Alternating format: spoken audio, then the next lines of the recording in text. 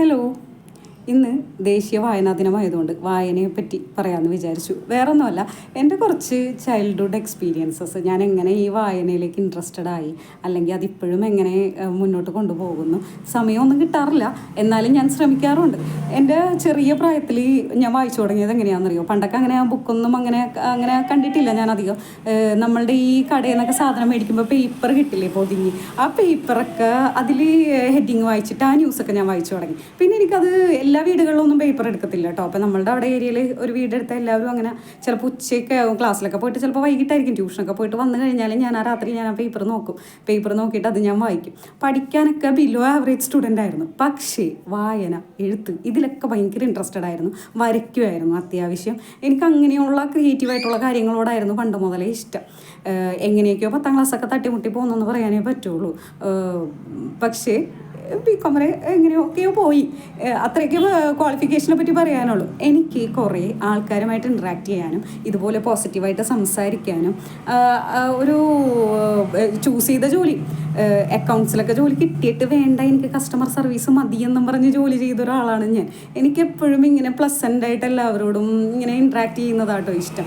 ഈ യൂട്യൂബിലോട്ടൊക്കെ വന്നത് തന്നെ ഒരുപാട് വൈകിപ്പോയെന്ന് എനിക്ക് തന്നെ ഇപ്പോൾ തോന്നുന്നുണ്ട്. കാര്യം എനിക്ക് ഇതിനുള്ള കോൺഫിഡൻസ് ഒന്നും ഇല്ലായിരുന്നു. ഒരുപാട് പേരിങ്ങനെ പബ്ലിക്കലി വന്ന് സംസാരിക്കുന്ന റീൽസൊക്കെ കണ്ടിട്ടാണ് അതിനോടുള്ള ഇൻട്രസ്റ്റ് വന്നത്. അപ്പോൾ നമുക്ക് തിരിച്ചു വരാം വായനാ ദിനം. അപ്പോൾ ഞാൻ നിങ്ങൾക്കൊരു ബുക്ക് ഇൻട്രൊഡ്യൂസ് ചെയ്ത് തരാം കേട്ടോ. കാര്യം നിങ്ങളെല്ലാവരും കണ്ടിട്ടുണ്ടാവും the power of sub conscious mind. ഇത് എന്നെ എങ്ങനെയാണ് ടച്ച് ചെയ്തതെന്ന് ഞാൻ പറയാവേ.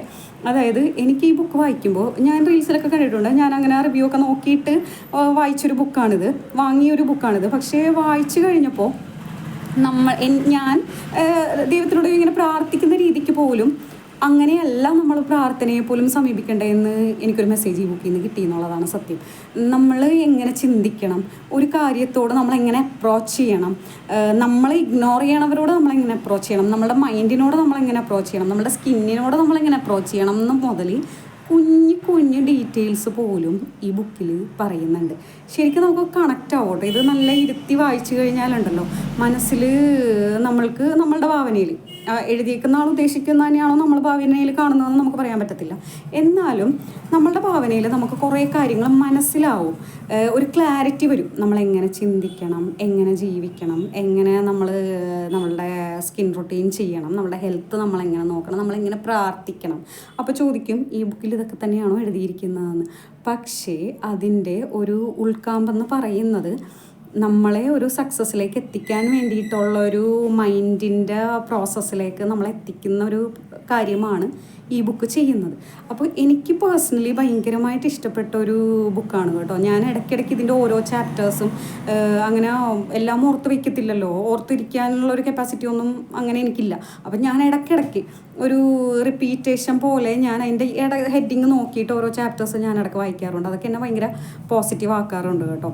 ആക്ച്വലി നിങ്ങൾ ഒന്ന് ആരെങ്കിലും ഇത് വായിച്ചിട്ടില്ല എന്നുണ്ടെങ്കിൽ ഒന്ന് വായിച്ചു നോക്കണം. വളരെ നല്ല ബുക്കാണ്.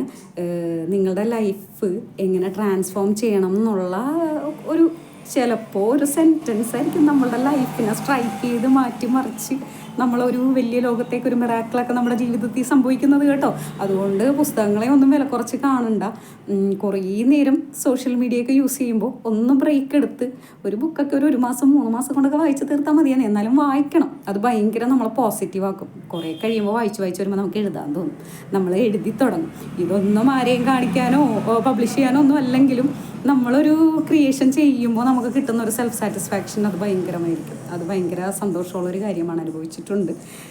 നിങ്ങളും ശ്രമിച്ച് നോക്കുക. എല്ലാവർക്കും നന്മകൾ നേരുന്നു. അടുത്തൊരു ടോപ്പിക്കുമായിട്ട് വരുന്നവരെ ബൈ.